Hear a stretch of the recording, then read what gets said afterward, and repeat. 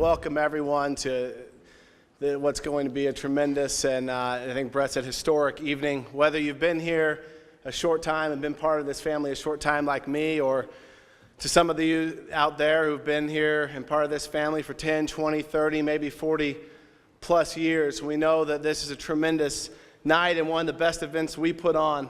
That's already very obvious, and it's because of these remarkable people. But in athletics, we always love to celebrate and honor our alums when they come back to campus. And we'll do that all throughout this week. We've got Hall of Fame game tomorrow, but then we've got our homecoming game a week from tomorrow. But this event in Hall of Fame weekend and the Hall of Fame induction ceremony, it stands alone, and it stands above any other alumni event we do, because the people that we're honoring tonight that are here at this table, that are Hall of Famers out in the audience, they're the people who made a profound impact on this athletic department.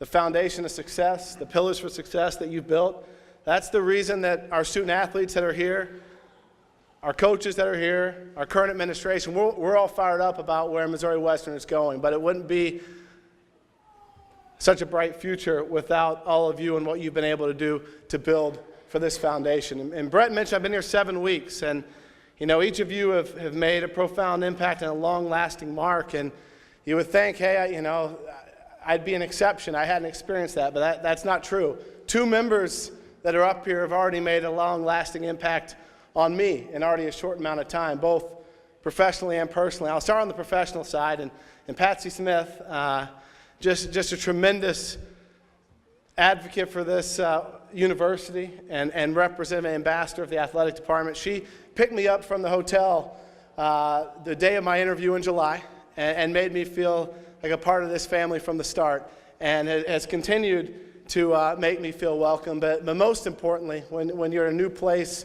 especially in athletics, it's important to understand the history, the why, the background. And so Patsy, whether she likes it now or not, said, hey, I'm always just a phone call, an email, a office visit lately away. And every time I call on her, she says, oh, it was no big deal. I said, thank you for coming. Well, it is a big deal. It's been a big deal to me, and so thank you. The other person who's made a lasting impact on this table on me is literally and I would say physically as well. And Geon, I would assume that you probably think prior to tonight you and I have never met, is my guess. So that's probably what you think.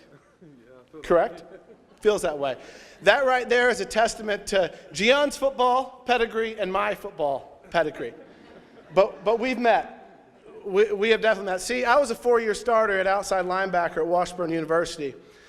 Geon was a 4-year starter at tight end at Missouri Western. Geon's 1 year younger than me, which meant that we played against each other for 3 years. Now here's why I definitely remember you.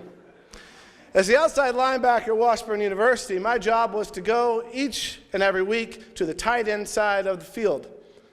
So that means for 3 of my years, 50, 60, maybe 70 snaps a game, I would play Missouri Western and break the huddle and look to see where Geon lined up. And then I had 3 assignments. I would either cover you, I would attempt to cover you in a pass route. I would attempt to hold the outside edge on a run block.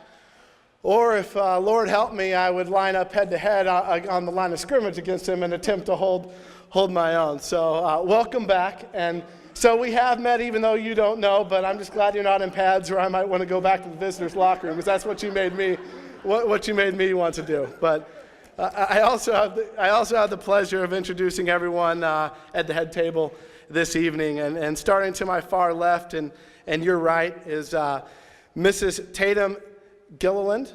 We have Mr. Clint Gilliland, Mrs. Shamika Jenkins, Mr. Nick Jenkins, Miss Jalita Jackson, and Mr. Geon Robinson. See to my right, we have Mrs. Lindsay Siler, Mr. Kyle Siler, Mrs. Patsy Smith, and Mr. Tom Smith, Mr. Lamont Turner, and Mrs. Kim Turner. I know we'll have plenty of applause to recognize them, but let's start it off right now and give a good round of applause to this group.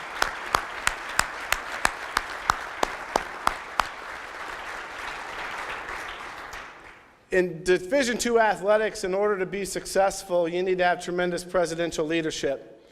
And we certainly have that here at Missouri Western. Those of you who haven't been back on campus in 5 years, 10 years, 15 years, 2 years even, it's pretty visible the commitment that our president has to growing athletics. From bringing the Kansas City Chiefs training camp here to building new facilities, we are set up for success thanks to our presidential leadership. So I'd like to introduce and welcome President Missouri Western, Dr. Bob Vardabedian.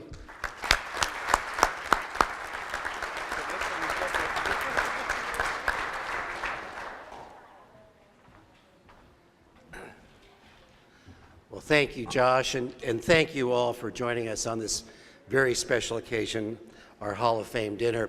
I'd also like to indicate my appreciation to Rogers Pharmacy. Your sponsorship of this event really means a great deal to us, so thank you very much.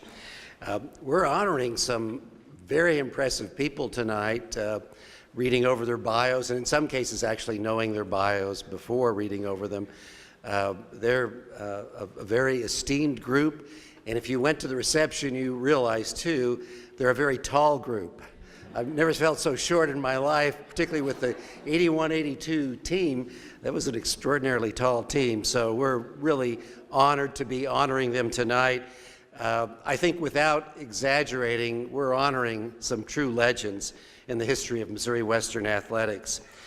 And speaking of history, something I wanted to mention to you about Missouri Western athletics, that only within a few years we've gone from about 260 student athletes to this year nearly 400 student athletes. So we've grown tremendously, and each and every person in this room, either directly or indirectly, I think have contributed to what we are today. So I'd like to thank you for that and acknowledge that. And you've probably noticed a number of those student athletes are acting as hosts tonight, so we appreciate that as well. Thank you so much for joining in this celebration of these legends, and also thank you for honoring athletics in general at Missouri Western State University. Thank you very much.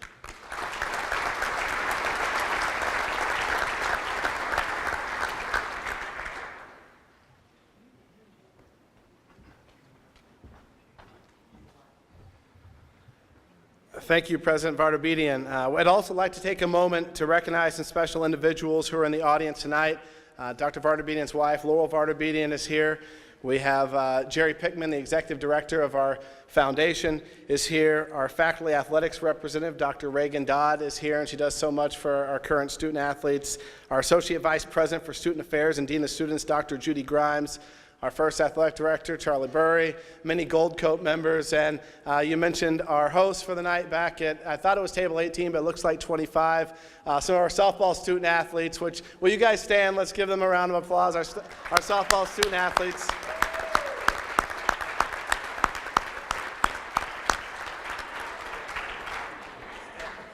And of course, thank you to the Hall of Fame committee members and Scott Graham and everything you do to chair this committee.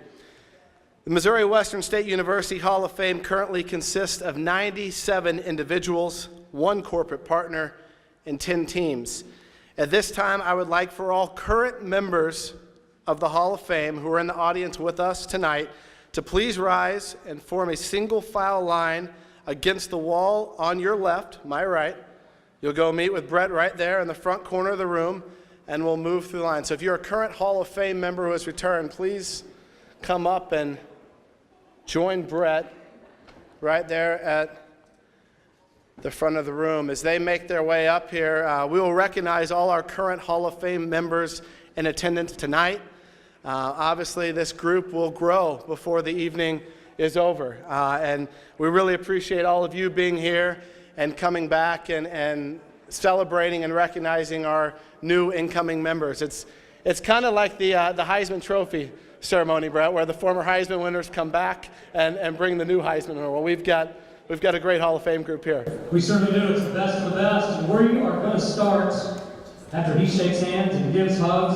Let's bring the godfather of Griffin Athletics, the first Hall of Famer of Missouri Western in 1984. Charlie is shaking hands. Give Charlie Burry a big round of applause, ladies and gentlemen.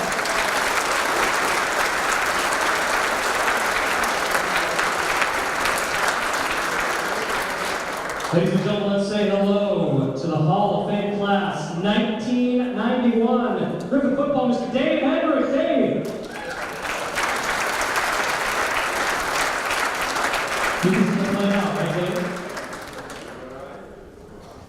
Hall of Fame class also 1991 Griffin football, Mr. Zach Workman. Hall of Fame class 1991, Bob, how's your arm? You can still throw it, couldn't you? Griffin quarterback Bob Highball, ladies and gentlemen. From the Hall of Fame class of 2009, meritorious service, Mr. Carl Butcher. Carl. He hails from the Hall of Fame class of 2001 Griffin football, Mr. Doug Holland. He hails from the Hall of Fame class 2009, Mr. Mike Solomon, ladies and gentlemen. Ladies and gentlemen, from the 1975 Griffin football team, Mr. Jamie Waldron.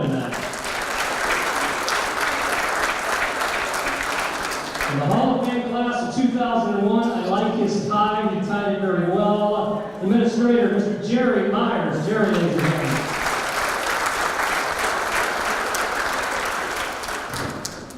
Ladies and gentlemen, from the 1977 Griffin football team, say hello to Dr. James Sanders.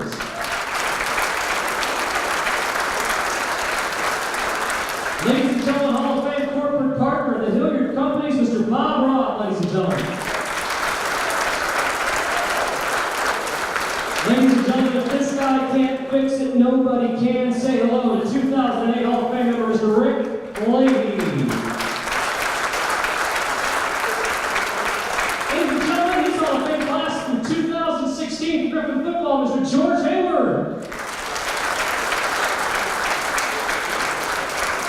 Hall of Fame class from 2009. This guy can fix a lot of things too. The athletic trainer, Mr. Myron Unzicker.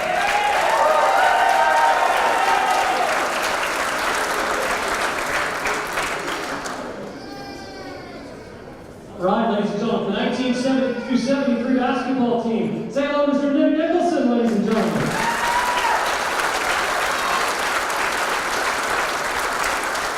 And ladies and gentlemen, last but certainly not least, he is the all-time leader in wins at Missouri Western State University history. Head men's basketball coach, Tom Smith. And ladies and gentlemen, your Hall of Fame chair and Hall of Fame class 2005 for the Griffin football team. Say hello to Mr. Scott Graham.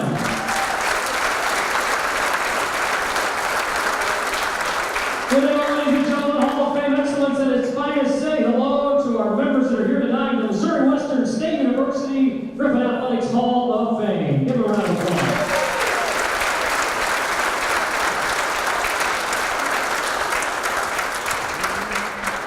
We're here this evening to pay tribute to 7 former Griffin superstars. 1 Griffin baseball player,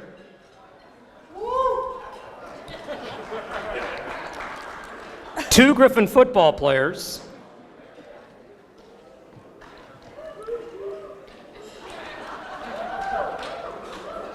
1 athletics administrator, 1 Griffin volleyball player, 2 Griffin men's basketball players, and 1 Griffin men's basketball team with their induction into the Missouri Western Athletics Hall of Fame.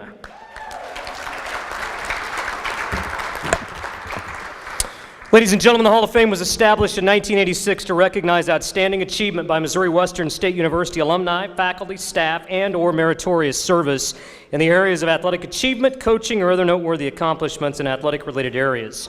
A 5-year waiting period is required for alumni selection. The award may be presented posthumously to alumni, faculty, and staff, or for meritorious service. The selection should be made on the overall career of any individual. However, it may, on occasion, be based on a single accomplishment. Hall of Fame recipients will be present during the banquet each year. Any living and able honoree is expected to be present to receive the award. Honorees will be given an additional time to be present. Ladies and gentlemen, before I introduce our inductees, as I look at this class, I've had the opportunity to watch many of you play. I've even sat on the bench with some of you. I've worked alongside very closely with a lot of you. Those of you that I don't know, I've had an opportunity to watch you play. I've studied some of you. And I tell you what, every time I have the opportunity to come to the Hall of Fame, it's a great evening. Hall of Fames resemble excellence, the elite, Folks that were willing to come early and stay late. They were the best of the best. They were dedicated, and all of these men and women that we're going to recognize tonight certainly exemplify that, and I am excited to introduce them to you. And you know, when I look at this class even further and you read their bios, think about this. Think about the career history that they had, not only individually, but with their teams, considering that these individuals, in some cases, took their teams to the NCAA tournament for the first time. In some cases, the only time. We've got most valuable players up here. We've got folks that have competed at the highest level in national events.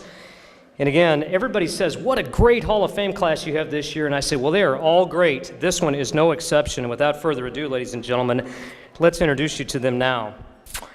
We did have one inductee that was unable to be with us this year. Mr. Chris Ball, Griffin football player, could not be with us here this evening. His schedule as the defensive coordinator for the 25th ranked University of Memphis Tigers prevents him from joining us this evening, but he will be inducted at an appropriate time in the future. Please give Chris a round of applause.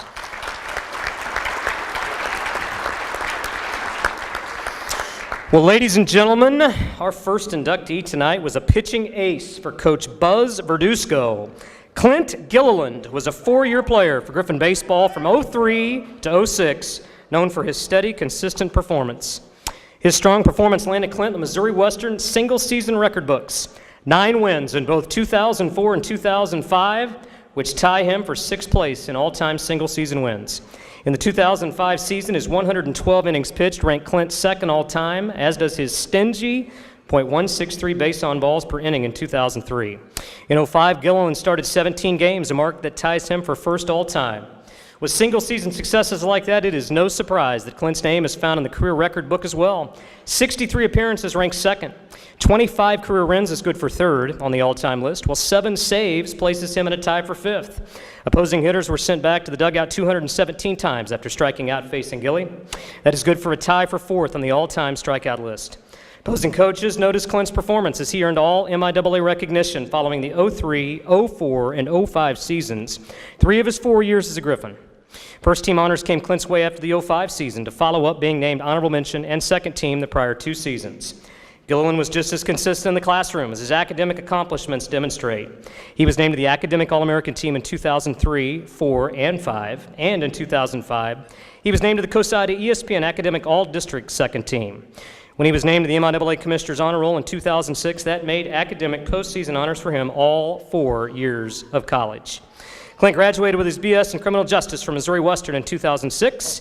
He is utilizing that degree with the Missouri State Highway Patrol, where he's been employed for 10 years. He currently holds the rank of corporal and is the Assistant Zone Supervisor for Livingston, Grundy, and Mercer counties.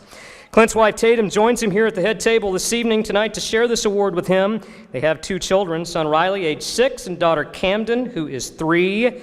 Riley looks to be quite a fisherman, Clint.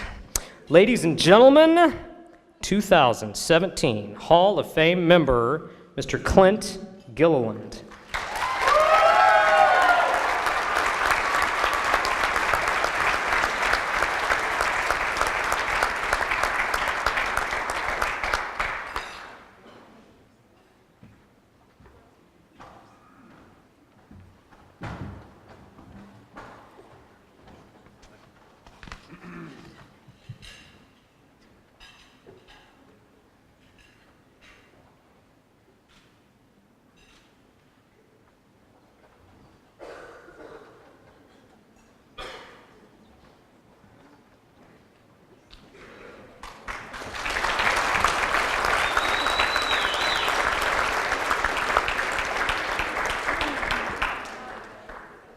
Now, ladies and gentlemen, the one, the only, Clint Gilliland.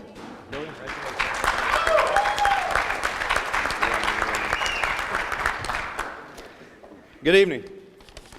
I'm not as dynamic of a speaker as Brett is. If I seem a bit uncomfortable, it's not because I'm nervous. It's because I haven't worn this suit in 10 years and it's a bit tighter than I remember. First, I would like to start off by thanking Scott Graham and the Hall of Fame Committee for inducting me into the Hall of Fame class of 2017. I'm truly humbled and honored to have even been considered. Thank you to Coach Buzz Verduzco. There you go, buddy. You always look good, man. For allowing a kid from a farming community of 150 people the opportunity to play a game that I've loved since I can remember. You took a shot in the dark with a dime a dozen pitcher. I didn't even use signs in high school. I'm serious. We use no signs with my catcher. Okay, but I am forever grateful. I thought I knew the game of baseball when I came here, but I was wrong. I didn't know anything about the game. I just knew how to play pitch and catch, basically. So I did the only thing that I knew. I worked my tail off. I tried to suck up as much knowledge as I could and to get myself onto that pitcher's mound. So thank you, Coach. To my teammates, there's a bunch of them here tonight. Raise your hands. Yeah. Without you guys behind me, flashing the leather and up at the plate, swinging the bats, I would not have been successful. So this honor is just as much yours as it is mine. Together we forged a lifelong brotherly bond, and I consider each one of you family. So thank you. Thank you to my family. Oh, there's a bunch of them right here. They all have their phones out. They're not hard to miss. For all the support and the guidance, not only in my baseball career, but in life in general. Everything I've accomplished is a testament to you and how I was brought up. None of this would have been possible without the sacrifices that you made, and you instilled values in me that I hold true to this day, and hopefully I'm passing on to my children. My dad, who wasn't able to get here in time, but he started all this when he painted a big green square on this concrete shed that's in our yard. And so when he was out in the field farming, I needed somebody to play catch with, so I played catch with the big concrete shed. And I threw at that shed every day until I started knocking holes in the wall. And so finally we ended up tearing the thing down. And I still remember the day that Dad finally refused to catch me because I was throwing so hard and it was hurting his hand. But to my family, I love you all and thank you very much. And then, of course, thank you to my wife, Tatum. Through all our years, she's been to about as many baseball stadiums as I have. So you've supported me through the good times and the bad. You've allowed me to confide in you before, during, and after baseball. You provided me with two wonderful children who will be outstanding athletes, I have no doubt. We're just waiting. But they'll also be outstanding human beings as well because of the loving home that you help provide. So, to wrap this up, I'm going to wrap it up with a quote from my dad. He's always told me this ever since I was itty-bitty. He said, "Son, if you work hard, you can play hard." I did my work in this aspect of my life, and now it's time to play hard and reap the benefits. Congratulations to the other inductees. Thank you all, and go Griffs.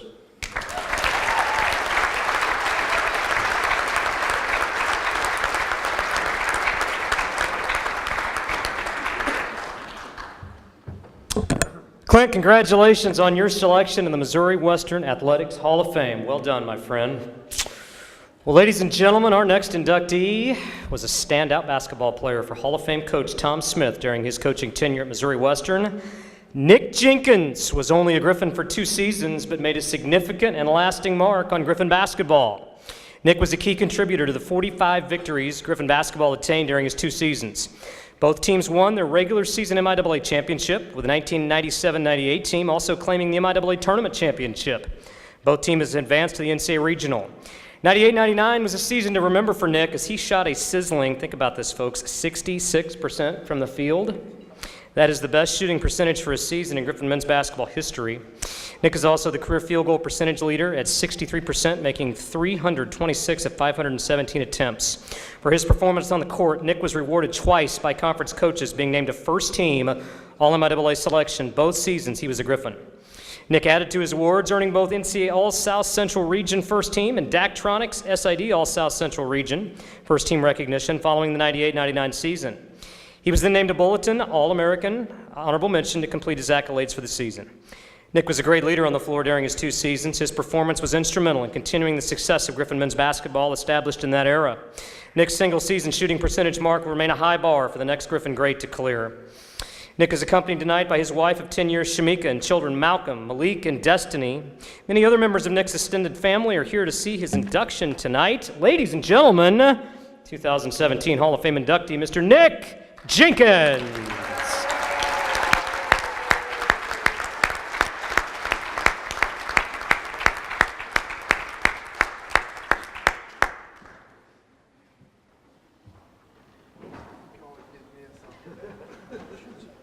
We gotta make it into this thing with no talent.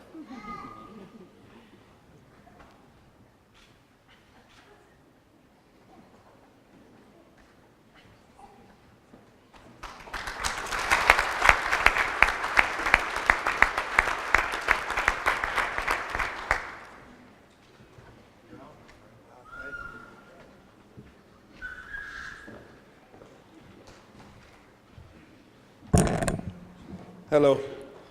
Unlike Cliff, I am nervous. But I would like to thank the Griffin family for having me, inducting me. Thank you for calling me.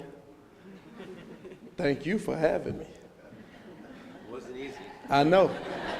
We didn't get along a lot. It wasn't the easiest guy. But to be honest, I had a great time being here.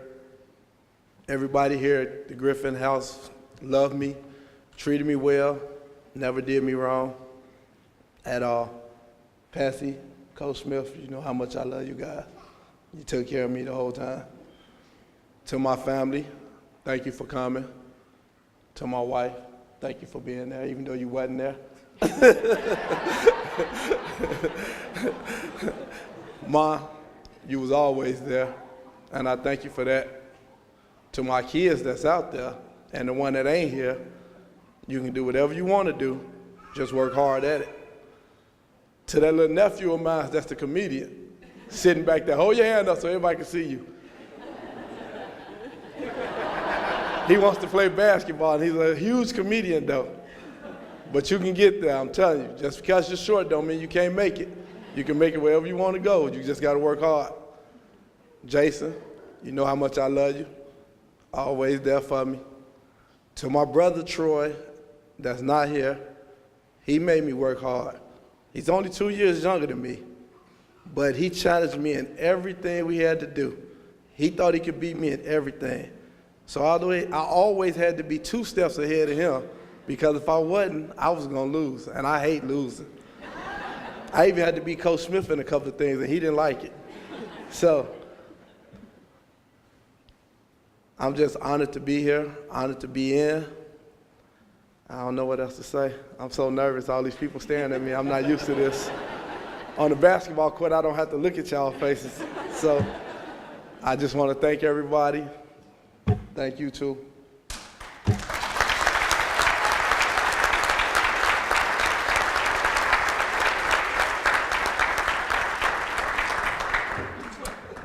Nick, well done, my friend. Congratulations on your selection to the Missouri Western Hall of Fame. And I would also like to say I've got something for guys that have an eye for fashion. I've seen 2 pocket squares in the room tonight. Mine and Nick Jenkins, ladies and gentlemen. And yours is folded a lot better than mine is, Nick. Congratulations, my friend. Well, socks, too. There you go. Lovely. Our next inductee this evening made a name for himself on the Missouri Western gridiron in the mid-2000s. Geon Robinson played tight end for some of the great Missouri Western football teams of that era. At 6'1", 255 pounds, Geon could have been considered undersized for the tight end position, but that didn't get in the way of being a 4-year starter for the Griffins and earning a reputation as the most dominant run-blocking tight end in Griffin history. Geon wasn't simply a one-dimensional player, though. In his 4-year career, Geon was a 1,000-yard receiver, logging 83 receptions for 1,057 yards. That was good for 12.7 yards per catch. His best season saw him catch 28 balls for 428 yards at 15.3 yards per catch. His success on the field earned Geon All-MIAA honors 3 different times. After being an honorable mention selection in 2004, he was then listed as a first and second team selection in 2005 and 2006, respectively. Geon received All-American recognition from D2Football.com for his performance in 2005, being named an honorable mention selection. Robinson landed a spot in the NFL on the Indianapolis Colts roster in 2007. He played for the Colts from 2007 to 2010. His attempts to make another NFL roster were unsuccessful as he enjoyed short stints with the Detroit Lions, Jacksonville Jaguars, and San Francisco 49ers on their offseason and practice squads. A real highlight of Geon's career with the Indianapolis Colts were starting and playing in Super Bowl 44 against the New Orleans Saints. Geon and fiance Jalita Jackson are keeping busy raising son Geon II. He looks cute today, but watch out if he tries his hand at football. His dad is any indication, he could be a fierce competitor. I bet he will be. Ladies and gentlemen, without further ado, 2017 Hall of Fame inductee, Mr. Geon Robinson.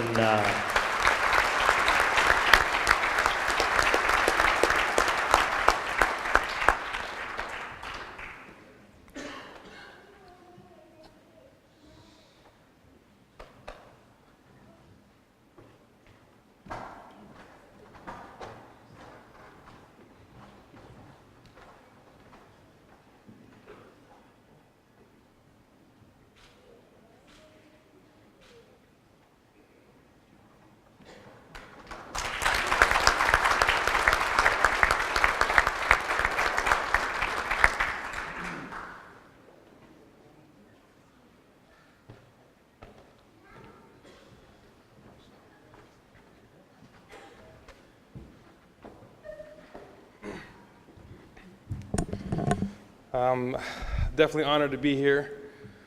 I'm not nervous at all. I'm used to. I played in front of millions of people over my years playing in the league, and it's always been an honor, being in front of people that admire your profession, and recognize your craft as being important. I have my family here, kind of my eclectic family over there. I got my high school coach and his wife here. I got my second dad and his wife here. I got my best friend, call him my bestie. That's not weird. And I got my coach that basically helped me make it to the pros. He's the one that taught me how to block, and he put it all together for me. He made my package complete. I can catch and run, and he taught me how to basically correct hand placement and blocking and stuff. So I appreciate these people here, and congratulations to Coach Willie for being the head coach. I'm familiar with him, pretty familiar. Absolutely. Congrats, man. He's kicked my butt a couple times. I remember we came in and he was doing, which I did keep doing. He had these workout where you did squats for 25 reps. And I'm pretty sure that was you with Bubak. I think you guys put that together. And it was brutal. But I carried that workout with me, and I did it throughout the NFL, and it really helped me out with my blocking. It kind of helped me with endurance and getting out there and fighting. So, yeah, Coach Willie's been awesome, instrumental, obviously, in me making it to the NFL too. So, and obviously Kate, Mr. Easley. Kate was one of my teachers in my first year there. I think 2 classes we had, I believe, my first year. So, but I can go on, name some more people in this room. Patsy was supportive and everything. Basically both of them, even though you weren't my coach, was supportive along the time. And I came back to visit, and so I'm really appreciative, and I really really grateful for this honor. I remember getting a phone call, and he was talking to me and explaining everything, like, hey, you're on it, you made it to the Hall of Fame, and I'm like, the Hall of Fame for what? I didn't even know that there was a Hall of Fame here like that, and then he's explaining it to me. I'm like, well, I didn't even know what to say. I'm like, thank you. I'm smiling so hard, my face is hurting. I got to take ibuprofen because I'm smiling so hard, Hey, I'm so grateful. I didn't even know it was a possibility, but I'm definitely grateful for this opportunity, and I'm so appreciative to be here with people that, like I said, we have some form of a bond. We spend time together, and what I love about football is a game where you truly test your limits. I always tell people playing football is a good thing because it really helps build character, and I really mean that because there's never a day where you're comfortable in football. Nobody walks out of football at practice and is like, what, today's just going to be a happy day for me, and I'm just going to skim through practice. Unless you don't plan on playing, on Sundays or Saturdays or anything, you can do that. But football really builds character because it takes you to your limits and back, and then back again. I can't tell you how many times I thought about quitting, not playing football, not going out to practice, But I mean, it really takes a strong individual. I'm not saying any other sport doesn't do that. I mean, obviously I've played basketball, I've done stuff too, not baseball or anything like that. But you know, I'm pretty sure it's tough too. You know, absolutely the working and training that goes into it. But it really does. It's hard, and just like Josh was talking about that when he was up here, a lot went into it. You know, the work that I put out when me and him went head to head and facing other teams in the conference, because MIAA is obviously one of their premier conferences. It's the best. To me, it's one of the best conferences. And I've played against so many athletes in the NFL from the MIAA. So it's one of the toughest conferences you can be in. I really agree with that, yeah. Okay, Jay. Yeah. Absolutely. Like I said, I'm really grateful. And my journey started, I'm a military dependent. You know, my dad's military, so I have some pretty good structure when it comes time to taking the initiative. You know, my dad instilled that into me, that you don't make excuses. You know, you go out there, you fight, and you win. That's what a man does. You know, you don't sit back and you don't let somebody else step in. You go out there and you carry the team. You do what you have to do. You want to be the best player you can for that team, and I'm thankful for that. Then I met Coach Vernon, and he helped me with that too. He didn't have to put me on the hill too much. I did a good job of showing up for practice and working hard. So we had a good time with him. You know, good stint with him. You know, and they went to the championship as well in high school, and I wish I was a part of that. I was on the field, but I'm grateful for just being a part of the program and being a part of that journey and being on the field and seeing them win. You know, nationally, it was the state championship, sorry, the national championship. But they did a great job, and I'm grateful for that. And then my second dad here, he helped me out through my NFL career. There's some days I've called you, and I've been telling you, hey, I'm having a hard time. I don't know what to do. You know, I'm going against this, or what decision should I make? I mean, even my interpersonal life, you know, I've asked him questions about that, and he's always given me great advice. I mean, one of the things that we've talked about too is anything worth having is hard working for, you know, so that's what he does. And obviously he's a fellow soldier as well. And I can't remember what ward. I'm trying to think right now. We talked about this. Yeah, he's a great man.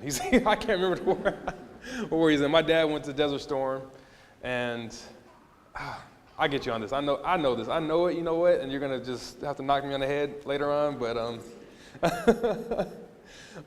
yeah, like I said, I'm grateful. And I came to Missouri Western in 2003. I prayed about it. I was getting drafted. I was getting recruited by a couple other colleges in the area. I was getting recruited by Illinois.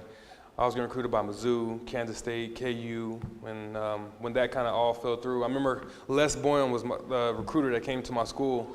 And I'm sitting there looking at it, and he's like, hey, you want to come play for Missouri Western? I'm just like, this guy, seriously? I don't know Missouri Western. Like, I'm going D1. Like, there's no way I'm showing up at Missouri Western to play no football. What the heck is that about? And then next thing I know, I'm taking a visit on campus right here in this cold. I'm like, sure, I guess I'll be playing at Missouri Western. So, but it's been a great experience, you know, from the very beginning. You know, I came here and had to work hard, and with this program and the atmosphere and the guys I had, it really showed you that, you know, if you want something, you got to go take it. You know, you don't come here and think that things are going to be handed to you. You know, you show up at this program because you're going to contribute. You don't show up because you're going to get babied. And even though I was highly recruited, I still had to come down here and make a name for myself. And I did that, and I started, and I played well. I can literally say I never missed a practice here. I've never missed a game. I never missed a meeting. I wasn't late. I mean, I did what I had to do here, and I love it, and I appreciate that. So thank you guys again for this award, and sorry, I'm not ending the speech. I'm going to keep going for a little bit longer if you guys don't mind, you know. You're like, yeah, okay. But it was a great time here. Me and Josh were also talking about it. I don't think there's been one game here that I didn't get the physical award. I literally put guys in the dirt. I mean, you can ask Coach. I mean, I dogged some guys. I'm telling you. I mean, sorry guys, I'm being a little graphic, but I mean, I bust guys' lips. I mean, blade their nose. I had dudes crying. I mean, if you didn't lead the field mangled, I mean, I didn't do a good job. I mean, defensive tackles, and those guys are big guys, linebackers, safeties. Anybody that wanted it, when they faced me, they was going to get it. And I definitely delivered all game, and I loved it too. So that's what I did here. I mean, I love this. Missouri Western was my thing. I found a home and had some guys supporting me, so I went out there and played. Shoot, I mean, they know that. I mean, any day of the week, you want me to go play with you, I'm going to do it. And when I do it, I'm going 100%. There was no in the middle. I'm going to do what I had to do. So, yeah, absolutely. Thank you, Jay. Appreciate that, man. Jay got my back. How'd that ball, right? But, yeah, I love my time here. I love my time here, and I worked hard for it, you know, for the awards and everything. And ended up making it to the National Combine. I forgot to mention that too when we talked a few times, but I'm not for sure if any other players made a National Combine from here from football, but I was one of the players that made a National Combine. I even had like a little spot in the magazine in ESPN. So it was pretty good. I mean, it was for vertical jump. So, and then when I thought that I had worked hard enough and I thought that making it to the NFL was going to be a breeze because, I did school and then I did football and I handled that well. So when I got to the NFL, it was just going to be, we'd show up for practice and then we show up on Sundays. Oh my goodness. I definitely undershot that one pretty far. Going into the Indianapolis Colts was one of the best things I've done, but one of the hardest things I've done. I thought playing football here was hard. Oh man, it was hard. I'll tell you about that. You guys all know Peyton Manning, right? Right? One of the all-time, arguably one of the best quarterbacks to play the game. Arguably. Man, this guy, our days for training camp started at 7 in the morning, and we didn't get out of there until about 10:30 at night, and curfew was 11. That's how my days went starting there. So coming in as a rookie to that, I was like, oh God, I don't even know. I'm telling you, that's one of the times I want to quit football. I mean, it's 100 degrees outside. Man, you got guys, I'm going against Dwight Freeney, Robert Mathis. I'm going against, you can name it, Marlon Jackson. Bob Sanders was there when he wasn't hurt. Man, I'm going against some really high caliber guys. I mean, these guys just won a Super Bowl too. So not only that, I'm leaving from here, going to a team that just won a Super Bowl. They don't even need me. They don't need me. I'm just another guy on the field. But I remember my first day of training camp, I made a decision, just like I did when I came here. I said, you know what, I'm not leaving this game until I get everything I can from it. And I went out there and I fought. I mean, that week, I want to say like the second day of practice, we got done with practice. And to get our food, it was just a little hill you had to go up to get the food. And I'm walking up the hill and I'm just like, because I'm catching cramps. I'm like cramping my quad. I'm like sitting down, standing up, and people are driving like, you okay? I'm like, just leave me alone. So but you got to do what you have to do. You got to do what you have to do to make a name in history. I mean, if you want, like you said, if you put your mind, if you want it, man, you got to go out there and make it happen. You can do it if you put your mind to it. So I did, and I made a statement. But goodness, man, it is tough, man. I got to the Colts, and the book they gave me was this big for our book that we're supposed to study. And being a tight end, we're interchangeable. So you have to learn when you're in the backfield. You have to learn when you're at a wide receiver. You have to learn when you're on the line of scrimmage. Oh my gosh, I literally started crying when I was in there meeting my coach. I was like, this is going to be crazy. This is crazy, but it was fun. I mean, Peyton Manning makes that game so much easier. I mean, it's hard to learn, it's hard practicing, but when you're out there with him, man, everything slows down. I mean, you see him out there, when he's pointing, when you see him do that, he'll point at Mike. Then just Saturday, he'll point at Mike. And then I know the next guy next to him will be the Sam linebacker. Then on top of that, when he's in the huddle, he'll call 2 plays. It'll be like Dice Wright, 66M alert, Buddha Oakland. So now I got to know what's going on. I get up to the line of scrimmage. I got to know what the secondary is doing, because if I'm doing a pass play, I'm the hot route on that side. And then if he changes the play on me, I have to know the run play, where the defensive end is at, the steps I'm going to take him there. Then on top of that, he can just be like, easy, and he can erase everything he just said to me. Now I'm on the field like, please, God, just let him call something easy, because I don't know what to do here at this point. But he does that. I mean, Peyton Manning, man, you never know what to expect, but you know what to expect. I mean, that makes sense. I mean, you have to know. But it was a great experience. It really was a great experience. And starting in the Super Bowl, oh my God, I can't even explain. I felt like I was a brand new baby deer out there, man. I felt good. I mean, nothing hurt, nothing was aching. It was a great experience. It really was. But besides all that, I want to say, I know these guys, everybody's going to come up here and talk about this stuff, but it really takes a lot, to get this honor. I mean, there's days where I've been on the field playing. I literally was considering quitting, playing with the Colts. I mean, Dallas Clark was hurt, Ben Utek was hurt, and it was just me playing. And I'm taking all the reps, and it's hard. I mean, you're getting hit, you're getting beat up. I mean, you're tired, you're fatigued, and you have to get up the next day and do the same thing, and you feel like quitting. There's days when I went home from practice and I literally sat on my couch because I couldn't walk up my own steps because I had tendonitis in my knees was so bad. And I've had broken bones and torn ligaments. So these guys are getting this award, man. It really means a lot because you put so much into this stuff. I mean, literally blood, sweat, and tears is what I put into this stuff. My first touchdown against the Patriots, I literally sat in my car. I got up in the morning, getting ready to go to practice. I sat in my car and I was like, you know what? I think I'm going to quit today. I'm gonna quit this week. It was a tough time, but I kept going and I got my touchdown. So it's just been football takes you to the limit and it brings you back. It's like bittersweet Sour Patch. There you go. It's like bitter sometimes, but it's like really sweet. And it's like bitter. So it's tough, man. I'm telling you. But I love it. I mean, there's nothing like it. There really is nothing like it. I mean, it's like I said, it's been a great experience. And then I brought my rings to show. So if you guys see me wearing them, this is my 2003 championship here. This is my Texas First Nation bowl game ring. Then we all know this is the NFC, the champ. Yeah, thank you there. Appreciate that. You know what? Jay's been showing me some love, man. I thank you, man. Appreciate that, dude. Exactly, man. But this is my AFC Championship ring. You know, we didn't, unfortunately, we didn't win the Super Bowl. I know you guys probably saw that. Lost against the Saints. You know, I don't know how that is. That in itself, I can say so much. I love Peyton. I do. I love him. He's my guy. We should have won that Super Bowl. Should have won that Super Bowl. We're down to 2 minutes on the sideline. I'm like, it's nothing. I'm just hanging out, Peyton. You know, give me some seeds or something. I don't even know. I'll just try something new because I knew we had that game. And then he threw the craziest pick, and I'm just like, is this for real? Are we still in Miami right now, or did we just get back and we're just like hanging out? You know, we should have won that Super Bowl, but it's been a great experience. I mean, I went against guys. I mean, first-round draft picks that you guys watch on TV, on national, like on D1 games. I went against Mario Williams, you know, Dwight Freeney, all these guys. I mean, these guys are stars. I mean, mega stars. I remember going against Mario Williams for my first time. He's 6'7", you know, 300 pounds. Looks like a wide receiver at defensive end. Oh my gosh, I was so scared. I was shaking. I was literally shaking on the inside, but I was cool on the outside. Like, yeah, I'm gonna get this guy. Yeah, but I was like, please God, let him just not be so crazy strong. Like, it was a fun experience though. But I really enjoyed myself. Like I said, I'm so grateful and thankful for this award. I appreciate the time you guys take, you know, the council and everything too, to vote on me. Thank you, my family, for coming out and supporting me. I really appreciate that, and everybody else that's here tonight. I really appreciate that. All right, thank you.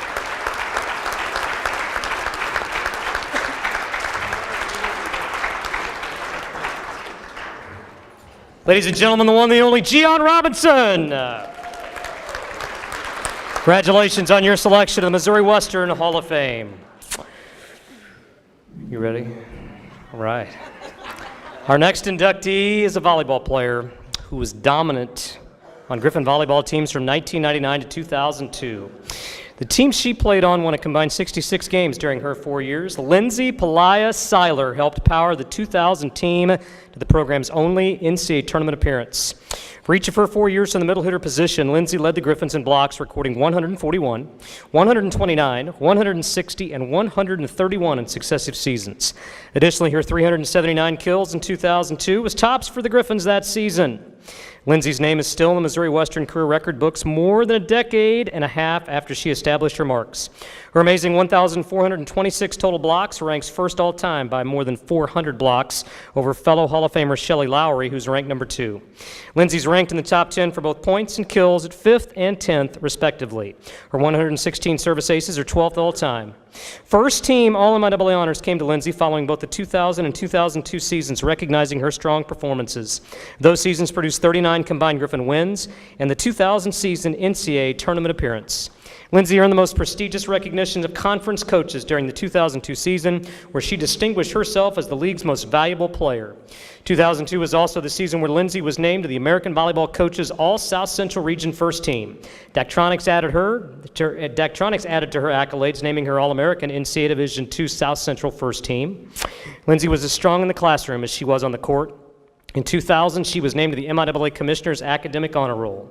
Lindsay went on to graduate in 2003 with a BS in Computer Information Systems. Her Griffin education has served her well during her 13-year career with the Kansas City-based Cerner Corporation, where she works as a technology architect. The former Lindsay Pelaia added Siler to her name when she and Kyle were married 4 years ago. Together they have 2 children, daughter Ashlyn, who's 3 years old, and her newly arrived baby brother Aaron, 6 months old. Ladies and gentlemen, 2017 Hall of Fame inductee, Mrs. Lindsay Pelaia Siler.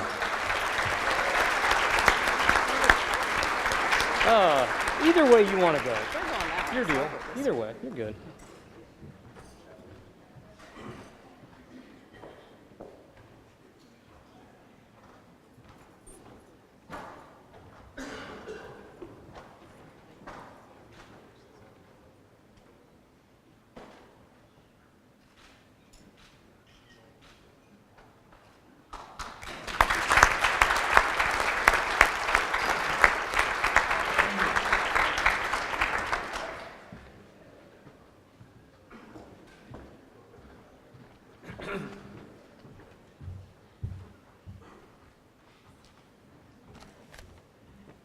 Good evening.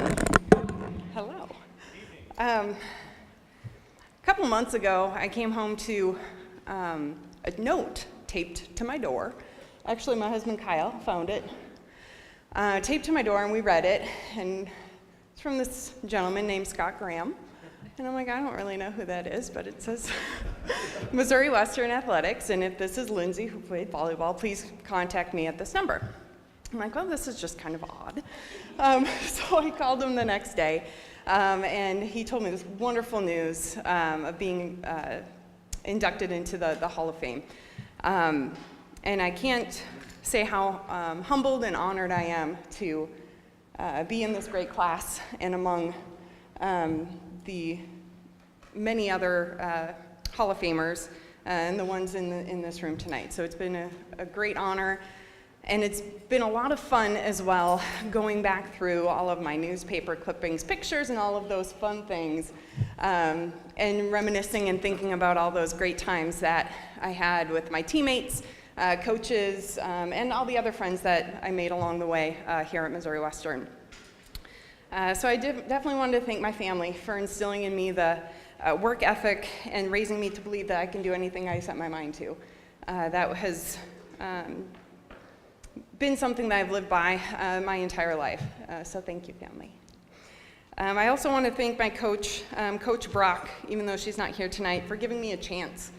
I was an 18-year-old up in Minnesota and got this great opportunity to come down to St. Joseph and play the game that I love. So I appreciate that chance, as well as for teaching me the skills to become a great player.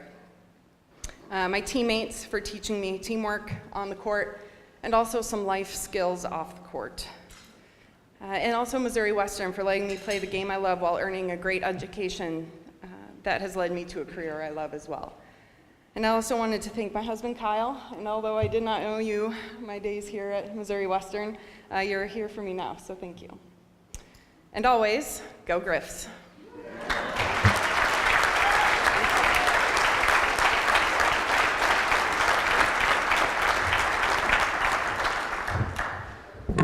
Well done, Lindsay. Congratulations on your induction to the Missouri Western State University Athletics Hall of Fame. Well, for many in the room, our next inductee needs no introduction.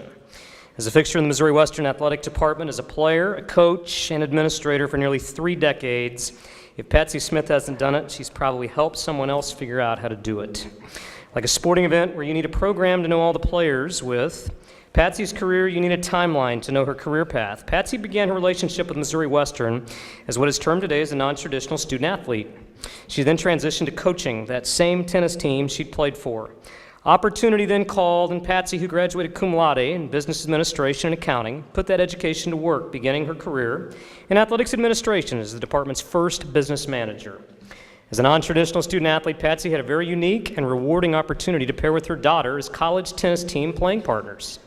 It was in the early 1990s that Patsy began to get the first of many awards she's received during her life and career. In 1992, Patsy was named to the MIAA All-Academic Women's Tennis Team. Then in 93, Patsy received the Champion NCAA Woman of the Year Award. In 1994, Patsy took over the role of women's tennis team coach. She led the team to the program's first and only NCAA tournament appearance in 1998. Yes. She gained valuable experience to better understand the needs of coaches and programs as her further career progression would take Patsy to athletics administration. The relationships with those players remain one of the most rewarding aspects and of that role. Patsy's been a vital voice both within Missouri Western and for Missouri Western. Her service to the university and the community are well known and recognized. Patsy received both the Outstanding Staff and Outstanding Administrator Awards in 2008. Patsy's been the very first athletic department business manager, assistant athletic director, senior woman administrator, and senior associate athletic director, to name just a few of the many hats she has worn. There's 6 different athletic directors during her tenure. Patsy's been one of the constants in Missouri Western athletics. Throughout her life, family has remained an important facet of Patsy's life. Whether a stay-at-home mom in the early years, a daughter's tennis doubles partner, taking family vacations, or baking cookies with the girls, Patsy's been actively involved. Patsy and Tom have been married 19 years. They are parents to Patsy's daughters, Wendy and Shannon, and Tom's children, Jill and Todd, along with 11 grandchildren. Talent, versatility, passion, and stability through change. These are all qualities Patsy brought to her roles as an athletic administrator through the years They are a big reason why she is up here tonight. Ladies and gentlemen, 2017 Hall of Fame inductee, Mrs. Patsy Smith.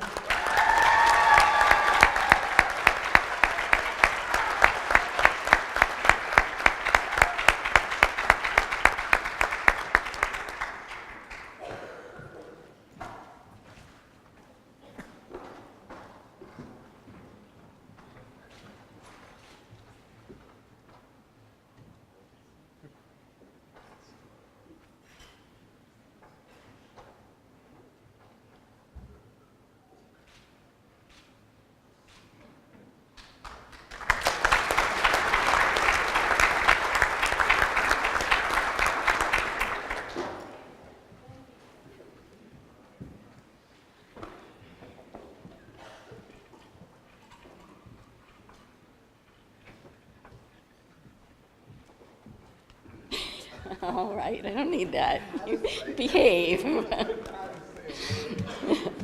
Brett, thank you for that wonderful introduction. You just kind of took my whole speech, so you guys really aren't going to have to listen to very much now. No, first of all, to stand up here with this group of athletes, not really being a real athlete myself, I just kind of fell into all of this, and it's such an honor to be up here with all of you guys. I saw all of them play. I mean, they were all a part of my life here as an athletic administrator. The basketball team that's being inducted, I saw them play. So I guess that makes me kind of old, but sorry guys, not you guys were old, but their coaches were friends of mine. I want to thank my tennis team, whose picture was up there. Girls are all sitting over there. They're the noisy group over there for being here tonight to support me. I have to thank Missouri Western. It changed my life tremendously. I cannot tell you guys how going through all of these stages in my career, what it meant to me. I loved being a stay-at-home mom. It was wonderful. But it was wonderful then to be able to have a career after that and be surrounded by so many wonderful people, have wonderful friends in the back of the room over here, all here to support me tonight. And yeah, my granddaughter's waving at me. She wants me to make sure that they're all over there. Thank you guys, my family, for being here and being supportive.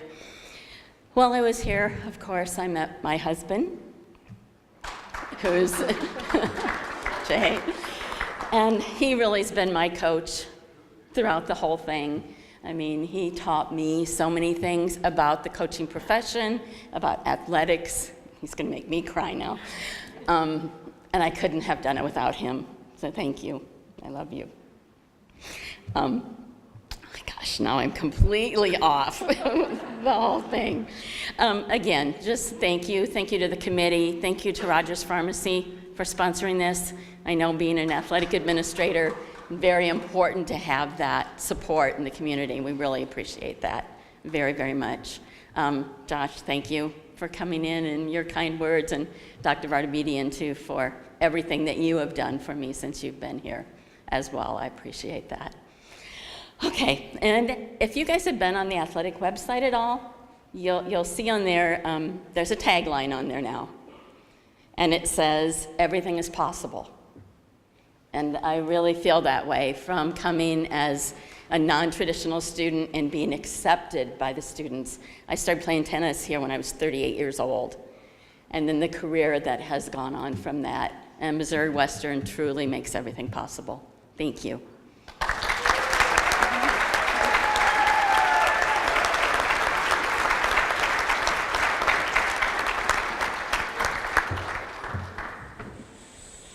Patsy, congratulations on your selection to the Hall of Fame. Very well deserved. Well, ladies and gentlemen, our final individual inductee this evening exerted an influence on Missouri Western basketball when he played that exists to this day, and I'm happy to say I had a pretty darn good seat for every single one of those games. Lamont Turner was one of the best players ever for the Griffins on one of the best teams ever, scoring over 1,100 points in his 2 seasons as a Griffin. The season authored by Lamont in 2001-2002 was one of the best seasons for a Griffin player ever. His incredible performance that year ranks him #1 in at least 4 offensive statistical categories: 648 points, 267 made field goals, 505 field goal attempt, 99 offensive rebounds, all remain the standard for future Griffins. His 21.6 points per game is number 2 all-time in that category. As great as Lamont was scoring the ball, he was also a rebounding machine. 224 rebounds is the high water mark for all Griffins in a single season. 8.1 rebounds per game, with 3.3 of those being on the offensive end, both ranked second all-time. Lamont's 125 defensive rebounds place him at 6 all-time. Lamont was a very durable player, logging 34 minutes per game in 2001-2002, good for second all-time. Over his 2 seasons as a Griffin, Lamont was a leader on teams that won 41 games. 2001-2002 really stands out, as the Griffins won 23 games on the year and 16 of 18 games in MIAA regular season play.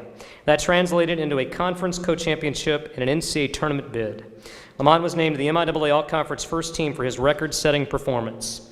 Opposing coaches knew they were watching a truly award-winning performance night after night when playing the Griffins. As a result, Lamont was voted the best of the best, MIAA Most Valuable Player for the 2001-2002 season. As the headline in the St. Joseph News Press shouted at that time, the vote for Turner was a landslide. Lamont's postseason recognition continued that year when he was named Daktronics First Team All-South Central Region and NABC All-South Central Region Second Team.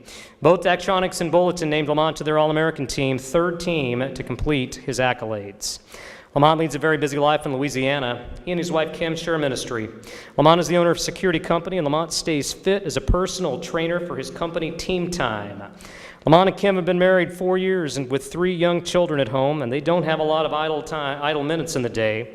Lamont is joined today by his wife Kim and several family members to share in his recognition. Ladies and gentlemen, 2017 Hall of Fame inductee, Mr. Lamont Turner.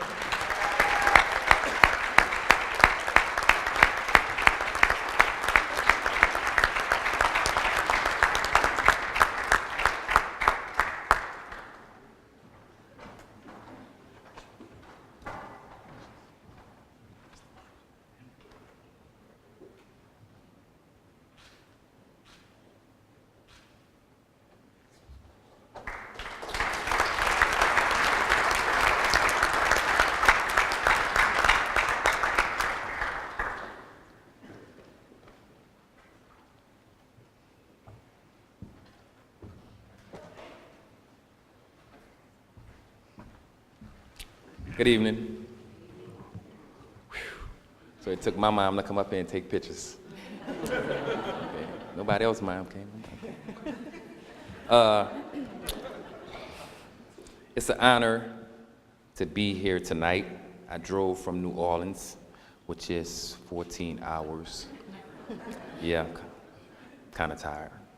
But I want to give my first obedience to God, second to my family, my Aunt Geon, my sister Cordesia, my daughter Aaliyah, my son King, my mom Ruthie, and Aaliyah's mom Christy, and my coach and his wife for giving me this special opportunity to play ball at Missouri Western. Wow, it's amazing. When I first got the call from Mr. Graham, I had to go on the internet and Google it and see how many NBA players didn't make the Hall of Fame. And it was plenty. So for me to be inducted into the Hall of Fame was really a special honor.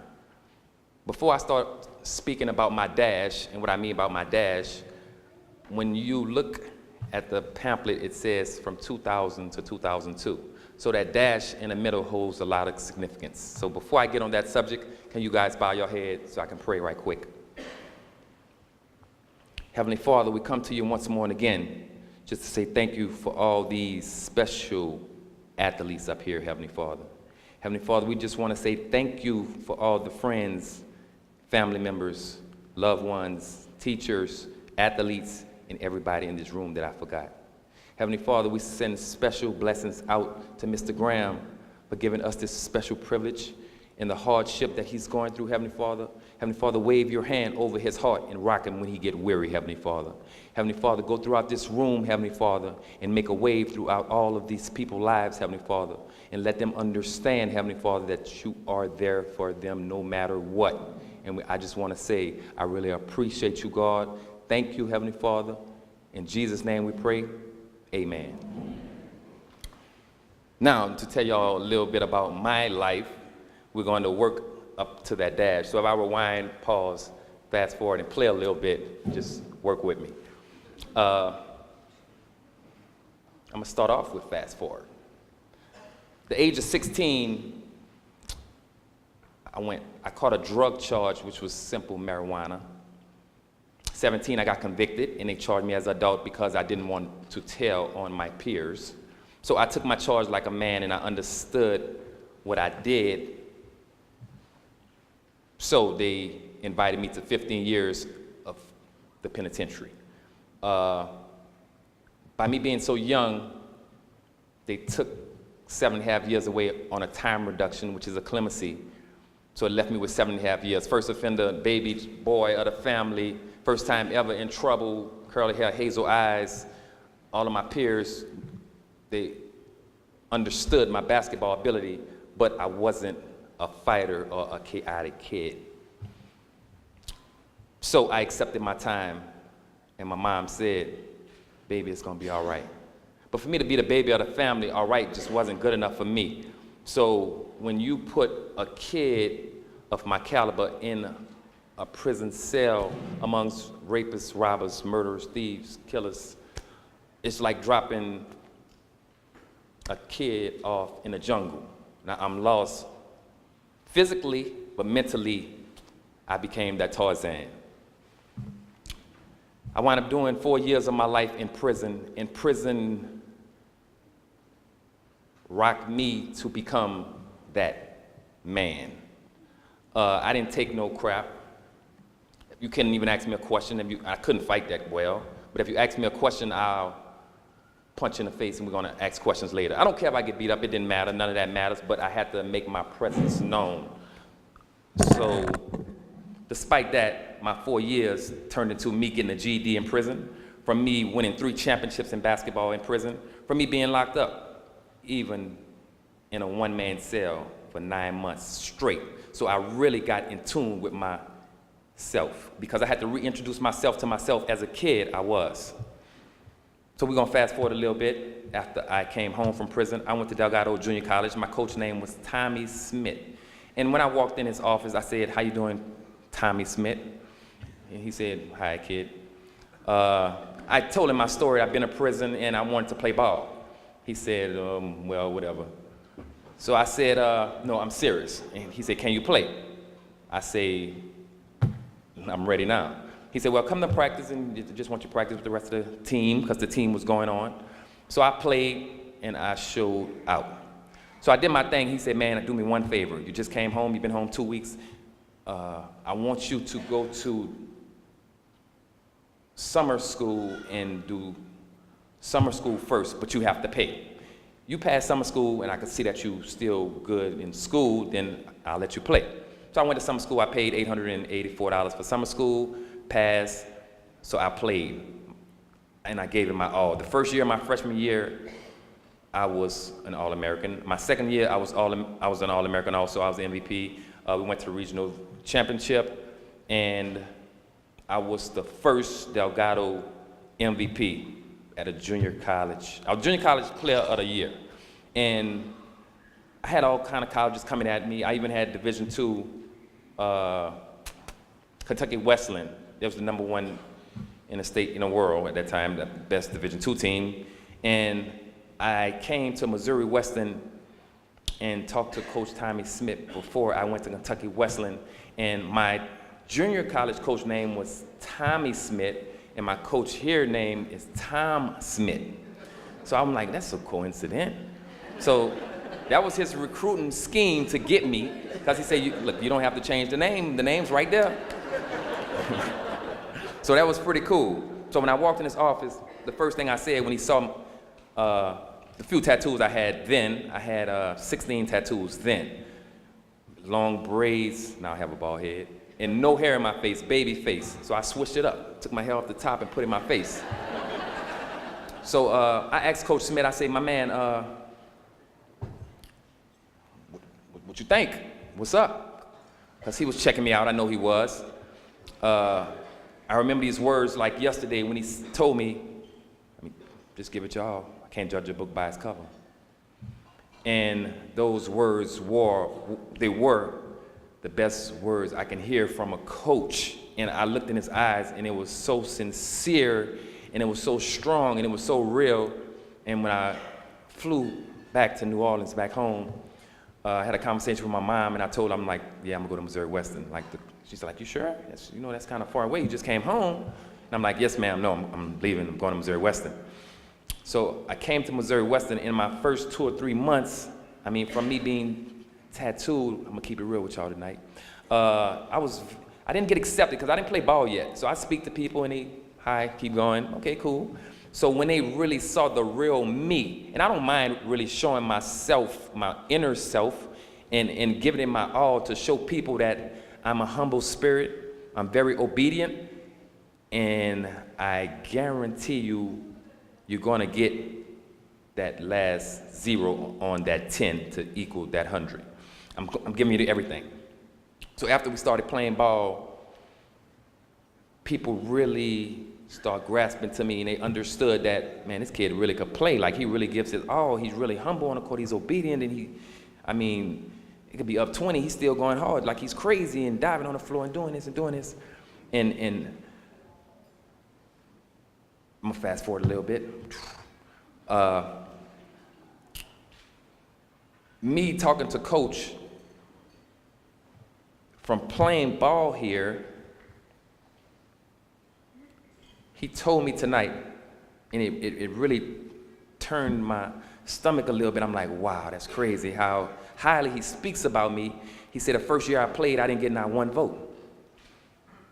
In the second year, I got everybody voted for me. And he said he even went to the board and asked him, like, what's wrong with you? Like, did you see what this kid did? He said, it's not like you did nothing different the first year to the second year, but they was judging the book by the cover. But I also put an impact in those people's lives so they can also understand and see that that's crazy. The first year we didn't even vote for this guy. Now the second year, he got all the votes, like every last vote. So the impact that I was willing to put on these people, that only because Coach gave me this special chance and this special opportunity, and I appreciated it and I took it and ran with it. And I'm gonna just read a few things, and I want y'all to feel these, what my coach instilled in me being here at Missouri Western. He taught me how to combine knowledge and wisdom to make an impact. He really pushed 3 strong words inside of me, instilled them in me. From me being a captain of the team, I led like a captain. I was a captain. I even showed out like a captain. I'm talking about on a level of forgiveness and a level of obedience and a level of humbleness, not just arrogant that I'm all of that level, because I'm still willing to learn. I can learn from anybody at any time, and I was willing to learn. Even from, if you wasn't a captain or wasn't, for instance, Mike, I learned so much from Mike, and I mean, you put so much on my heart, and I love you like a brother, because Mike he wasn't an athlete, but he hung around the athletes every day. And Mike got the short end of the stick, but Mike still wouldn't give up. So, like, Mike gave me the drive. He gave me the strength. Because I saw the real in Mike. And it's not how good you are. It's not about you this super top person. It's just, I mean, every breath of my body, I shot for the stars. If I hit or miss, it didn't matter. I'm going to still shoot for them. Unlike the average to just shoot for the dirt and wind up flipping worms. And Coach gave me the strength to forgive others. And he instilled that in me even on the court. I mean, like my man said, I mean, punch dudes in the mouth, elbow. I mean, that was fun to me. I was this aggressive player. I was ready to come out. I bust him out. It's all good. But at the end of the day, I shake your hand and be like, good job, man, after the game is over, because I understood that it was a game. The love that coach instilled in me with our teammate. We was like brothers. We used to hang out. We used to go out together. We used to meet in each other's dorms and play the game. We all dropped our pride and became more of a family, and I was the leader of that family because Coach gave me this opportunity to be that leader. And pride just make sure your servant's towel is bigger than your ego, because your ego is the anesthesia that deadens the pain of stupidity. Now, pride is the burden of a foolish person. That's why my obedience always been fierce amongst everybody I run into. Now, a lot of people in here know me. A lot of people don't know me. I mean, I guess y'all gonna get to know me tonight, and it's all good. And I just want to leave y'all with this. Throughout my years of living, throughout my years of my 2 years in college, 2.5 years in college here, it was a special story that stuck with me. And without that story, like I don't have no glory. Like, because of this story, I have glory, and I appreciate it. And this is something special to me. And I always the same. Before I finish talking, I always tell people about this saying. They had this guy walking in the forest one day, and he saw an egg, and he got some napkins, and he picked the egg up. And when he picked the egg up, he didn't know what to do with the egg. And it was a fairly bigger than a chicken egg. So he took the egg to his friend's house and put it in a chicken coop under a hen. And this guy checked on his egg every day, 2, 3, 4, 5 days a week, 2 weeks, 3 weeks, 4 weeks. So 3 chickens hatched one day. So he came back the next day and looked, 2 more chickens hatched. Big egg still in there. He came back a few days later, the big egg hatched. So he watched the little bitties run around. It was like 15 of them. And a month passed, he came back. He used to go back every 2 weeks, every month, 2 weeks a month, 2 weeks a month.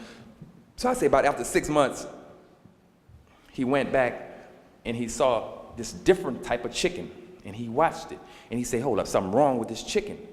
So he looked in the air, and they had an eagle flying, and this eagle just flying, it's gliding. So he didn't think none of it. So he came back 2 months later, and he saw this so-called chicken was getting bigger, and it had big wings, and the chicken just would jump and go back down. And he looked in the air again, and the eagle was flying again. So he came back 2 months later, and it was an eagle on the ground. So he said, I wonder if that's that egg came from that in a forest that I put under there. It's really an eagle. So he watched it, and it jumped, flew a little bit, went back down. The other chickens flew, went back down. So he really analyzed the eagle. He saw the eagle flirting and talking to other chickens, and he couldn't determine what they were saying. So every month throughout the year, he went back and watched the characteristics of the eagle. The eagle never would fly high, and that eagle at the top always just flying and gliding. So he went back one day, and his eagle was dead. The little eagle that was with the rest of the chickens, he died. And it put something on that guy's mind. You was born an eagle, but you thought you was a chicken. You never could expand your horizon and tried to fly after you also saw this eagle in the air flying. Only because you was raised around these chickens, you decided to pluck like regular chickens. You never expanded and tried to fly high and expand and live your true life. That's why I tell everybody that I run across, like, don't be afraid. Like, shoot for the stars. It don't matter what you do in your life. Shoot for the stars, because they are in reaching distance. They are there. Right now, as we speak, I am a minister, and I do own my own security company, and I do personal train. And my life don't stop. Like, when people say, what you doing now? I just want to just tell them, like, so much I'm doing now, because my hands everywhere. They're just everywhere. For instance, like this bow tie, I made it myself. I know it look kind of funny maybe. But yeah, it's a wooden bow tie, and I made it myself. And I'm expanding them to sell wooden bow ties. I just want to do everything. I just want my hand everywhere. And that's the obedience and the humbleness I do have within me. And I appreciate everybody up here. and everybody up here are true Hall of Famers. And I want to say thank you, Scott Graham, for giving me this special opportunity. Thank you, guys. It's been a pleasure. In Jesus' name we pray, amen.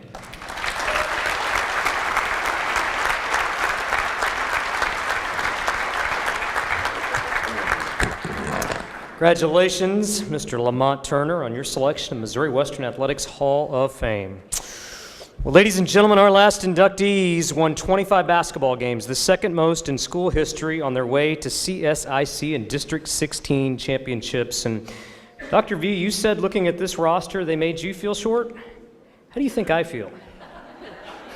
6'10", 6'10", 6'11", 6'11", 5'3". This 1981-82 Griffin men's basketball team distinguished themselves as one of the best ever for Missouri Western. Their 25-7 season record was built in large part by the 11-3 CSIC conference record that earned a conference championship. 1981-82 was the first season in the new fieldhouse, and this group of Griffins defended their home court with a 16-1 record. The only loss came at the hands of Kearney State, the eventual national champions.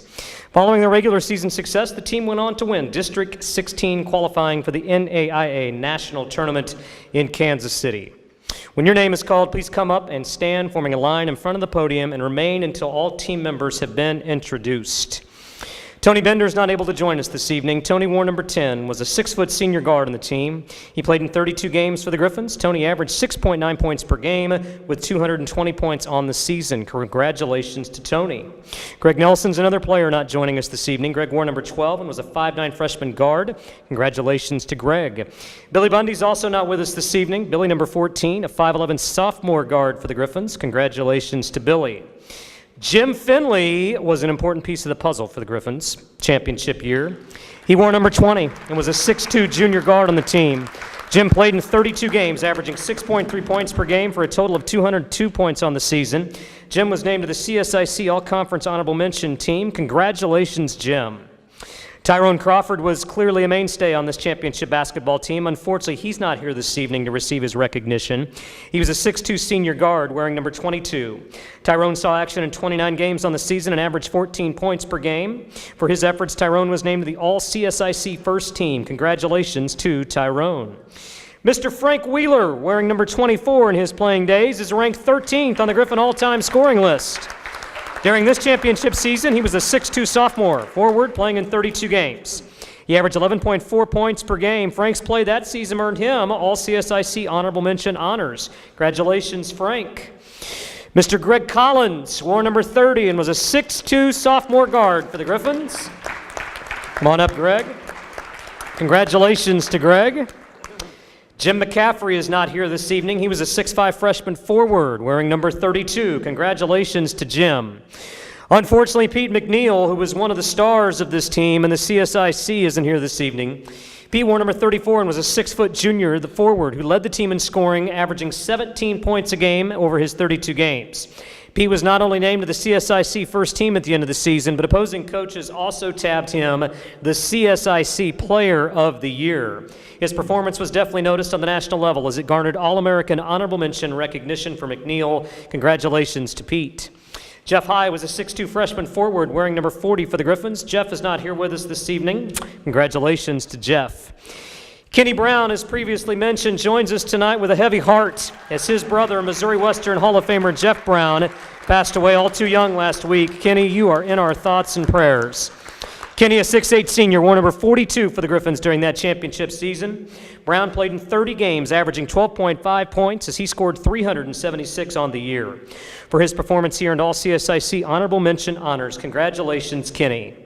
Brian Graves, not here with us this evening, wore number 44. The 6'7 senior forward played 19 games. Congratulations to Brian.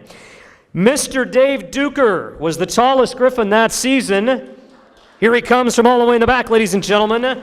That season, the junior center stood 6'11". Dave played in 16 games. Congratulations, Dave. Great to have you here with us this evening. Dave Weber was another one of the tall Griffin frontline players. At 6'9", the senior center scored 168 points on the year in his 32 games. Congratulations, Dave. Mr. Charlie Hinkie passed away in 2010. The 6'4 freshman forward played in 12 games that season. Bob Burchard was an assistant coach for this exciting Griffin team. Some of what Coach Burchard learned, he took to his next coaching assignment. Coach Burchard is currently the Director of Athletics and head men's basketball coach for the Cougars of Columbia College. He is the second winningest active basketball coach in the history of the NAIA. Coach Burchard was inducted in the NAIA Hall of Fame in 2012 after being inducted in the Missouri Basketball Coaches Association Hall of Fame in 2008. Congratulations, Coach Burchard. Mr. Skip Shear was the only other assistant coach on this championship team. Coach Shear went on to become the Missouri Western head basketball coach for 6 seasons. Coach Shear won 25 games during the 85-86 season, earning the Griffins a tie for second, their highest conference finish under his leadership. The 1983-84 season saw the Griffins win 21 games on the way to a District 16 championship and an NAIA national tournament bid. Congratulations, Coach Shear. Coach Gary Filbert passed away in 2011 at the age of 81. Coach Filbert, a Missouri sports legend, was inducted into the Missouri Western Hall of Fame in 2000. He was the first ever basketball coach hired by another legend, Mr. Charlie Burry, to lead the new Missouri Western basketball program. Coach Filbert led the program for 13 years, with his 1981-82 season being his last and arguably his best. He was named both CSIC and District 16 Coach of the Year for his accomplishments. For his many accomplishments at Missouri Western, the University of Missouri, and the Missouri Show Me Games, Coach Filbert was inducted into the Missouri Sports Hall of Fame.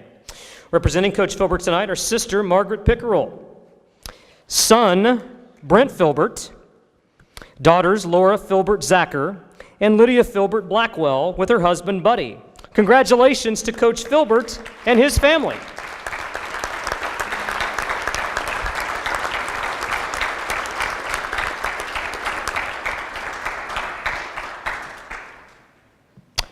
Ladies and gentlemen, 2017 Hall of Fame inductees. What a great team these guys were. The 1981-82 Griffin men's basketball team.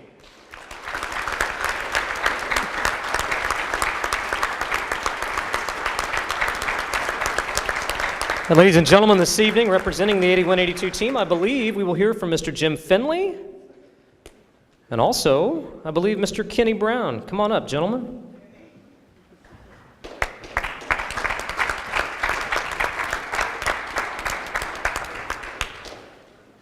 I guess I'll lead off because I'm quicker than Kenny.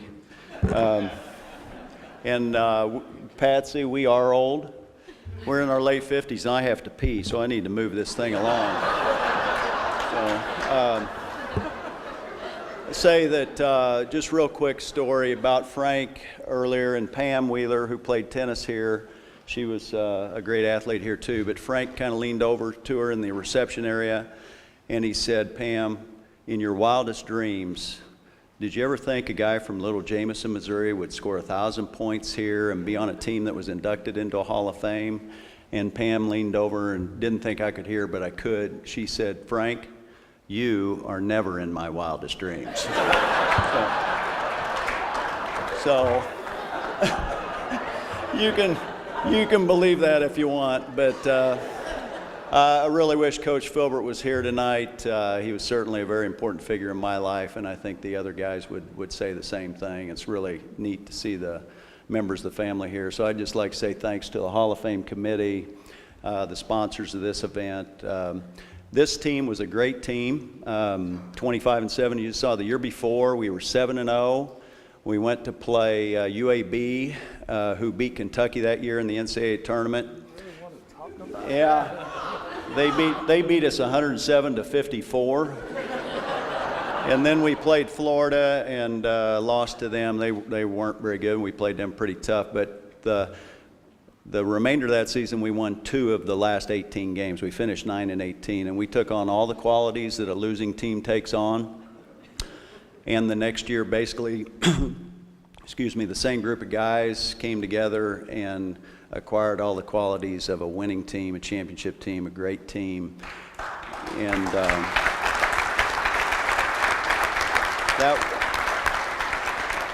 the lessons learned from that time period have been extremely valuable to me, I suspect to my teammates as well, and something I've been able to fall back on for my career.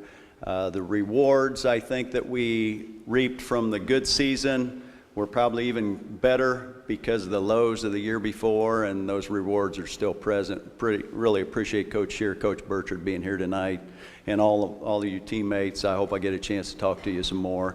And I passed a lot to Kenny in the 3 years I played with him. He never thought I passed to him enough, but I'm going to pass it to him one more time.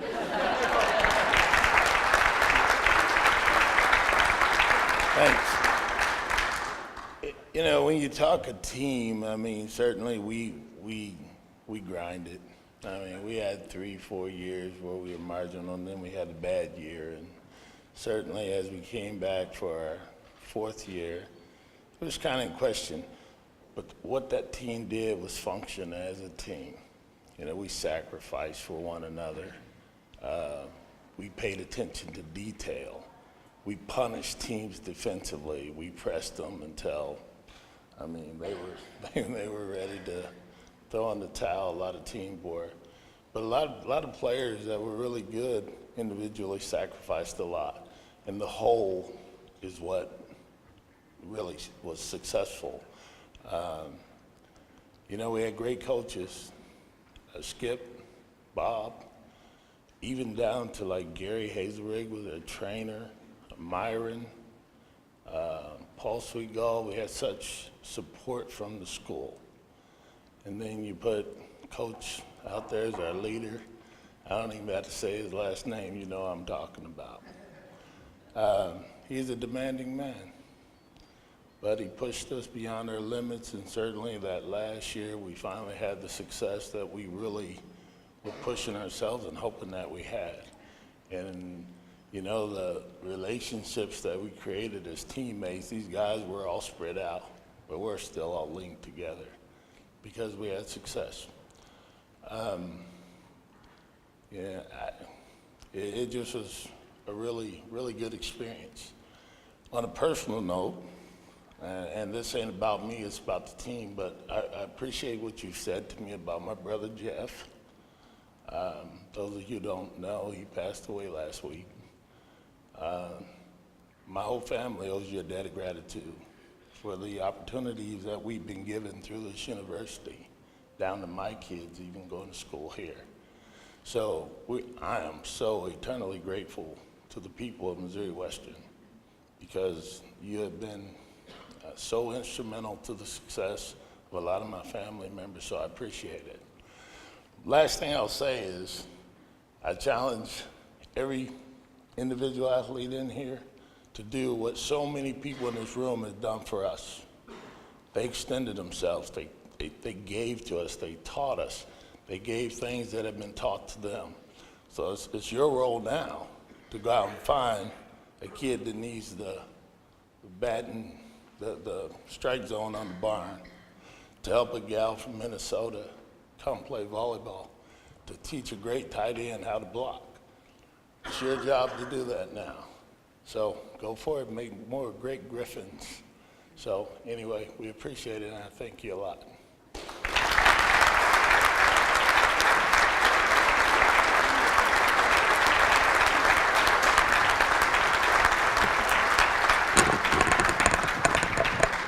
You have to lower that mic just a little bit. Kenny Brown, Jim Finley, the 1981-82 Griffin men's basketball team. Congratulations, gentlemen. Well, ladies and gentlemen, as I mentioned at the start, I love Hall of Fame night. Thank you so much for having me as your MC. It has been my pleasure. And I'd like to recognize our inductees one more time. Mr. Clint Gilliland.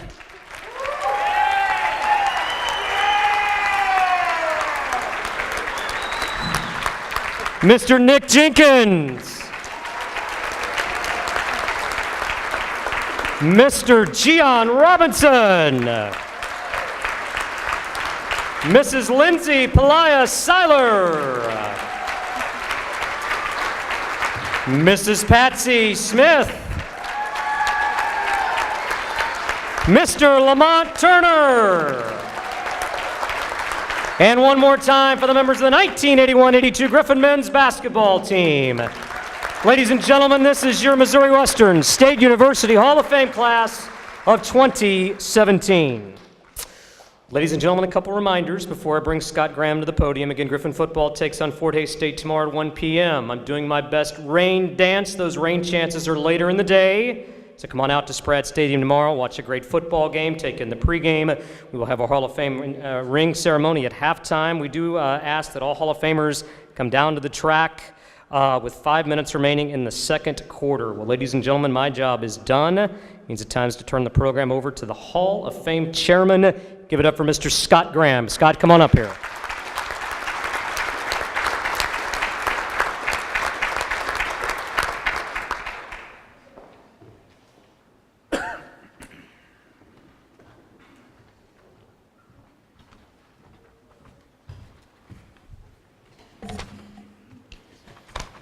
I'm kind of somewhere in the middle here.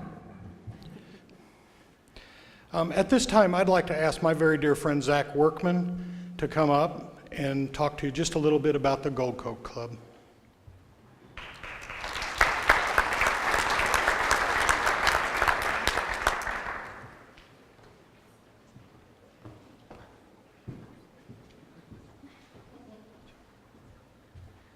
Well, I won't be very long. I promised my table that I would not be very long.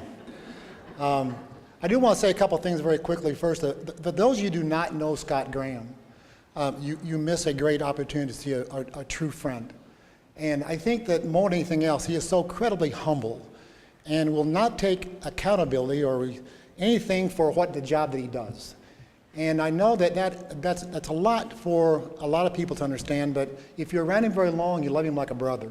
And he does great things. So if you please give him the deserving round of applause he deserves.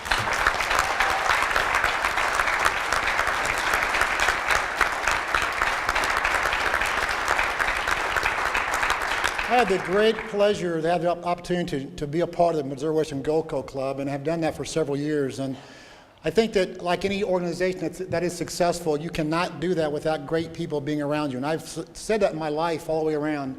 You surround yourself with good people, great things take place. And I believe that true wholeheartedly. And so if my members of the Gold Coat Board, if they would please stand to be recognized, you would please. If you're a Gold Coat Board member, please stand. These guys do a lot.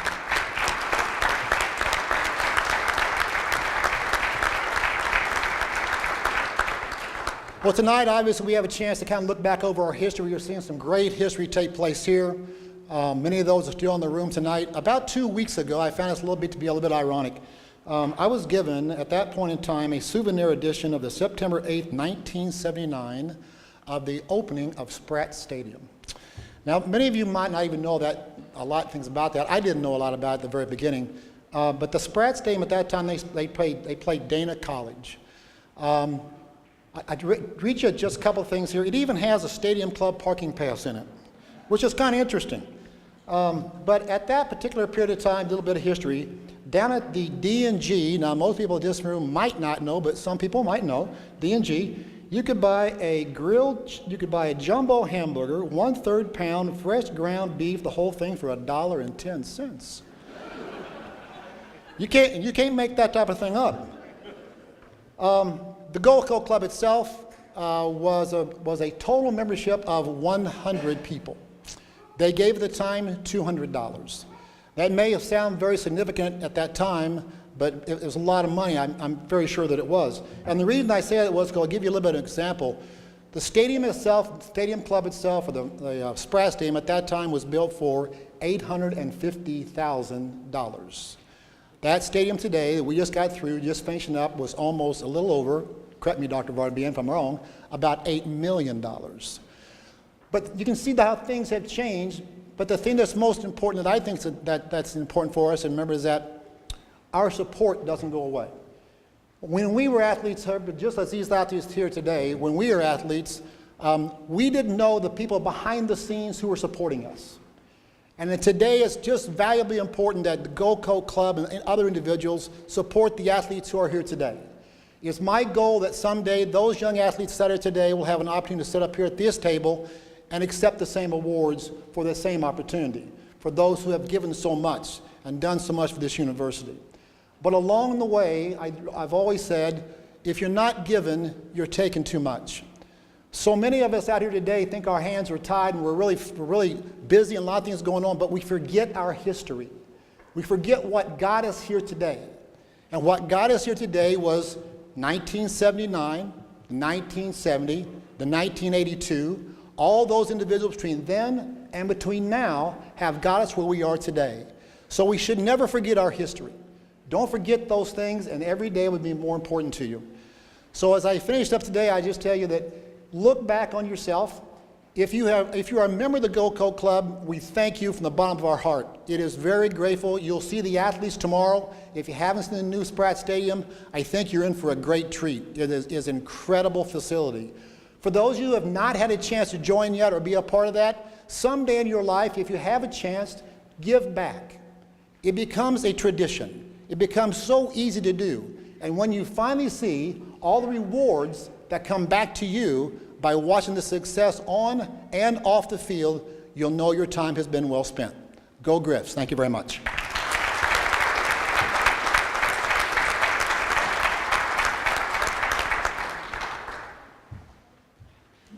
Thank you very much, Zach.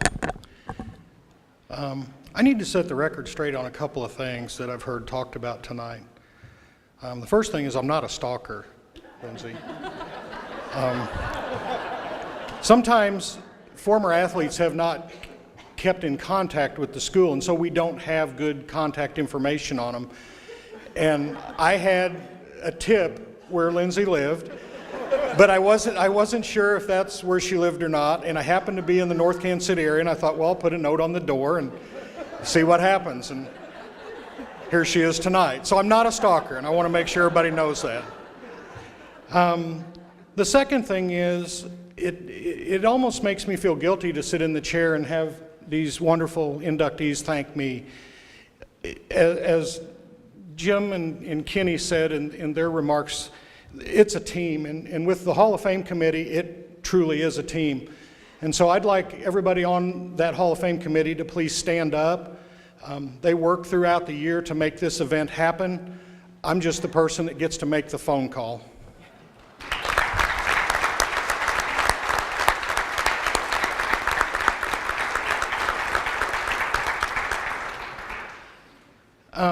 In terms of an event like this, you can imagine it takes a lot of people to pull it together, and I'd like to thank several of those people here tonight. In terms of setting up the room, what you see here tonight, we had a number of folks help: Charlie and Patty Burry, Jerry and Linda Myers, Lyle Smith, and Mike Holden, as well as Brett Easley. In terms of the check-in out front, Nancy Black. I appreciate all your help.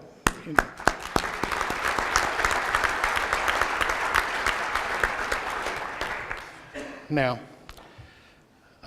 at this time, I'd like to take a moment to express appreciation to several Hall of Fame members for their generosity. These great couples and individuals have provided the Hall of Fame rings. Do we have a different slide? Thank you. The Hall of Fame rings that will be provided to the individual inductees tomorrow at the halftime of the game. Charlie and Patty Burry. Charlie's the very first member, has been stated, of the Missouri Western Hall of Fame class of 1984. Myself and my wife, and I am a member, class of 2005. George Hayward, inducted last year, class of 2016. Lyle and Freda Smith, long-time, loyal, and committed supporters of Griffin Athletics. Tom and Patsy Smith. Tom is a member of the class of 2006. Patsy, you're a member this year. I'm not buying her a ring. No. Myron and Connie Unziker. Myron is a member of the Hall of Fame class of 2009. I know Myron's here. And Zach and Mary Workman. Zach is a member of the Hall of Fame class of 1991. A very generous thank you. I'd like to once again thank our table sponsors. It's the financial support that they provide is critical in putting on a first-class event like this. I'd also like to thank our brand new title sponsors, Rogers Pharmacy. We truly appreciate your support. There's a slide for that. We have a slide for that. I'm trying to get it up on the board.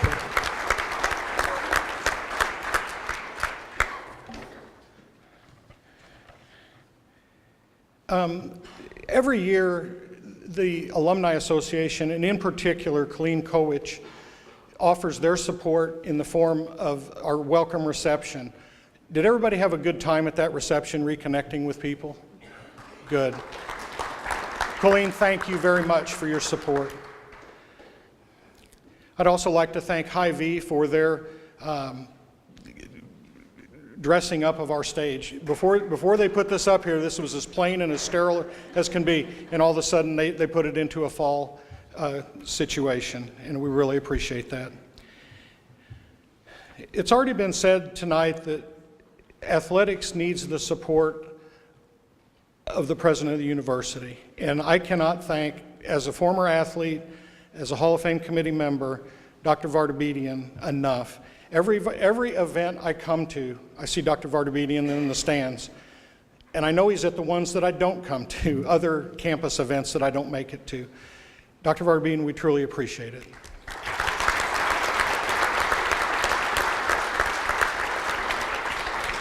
Last but not least, I work very closely with Brett Easley to do what you see here in the room tonight. And Brett is a fun guy to work with, as I think probably all of you know, and he's a very good, capable manager of everything, and I appreciate it.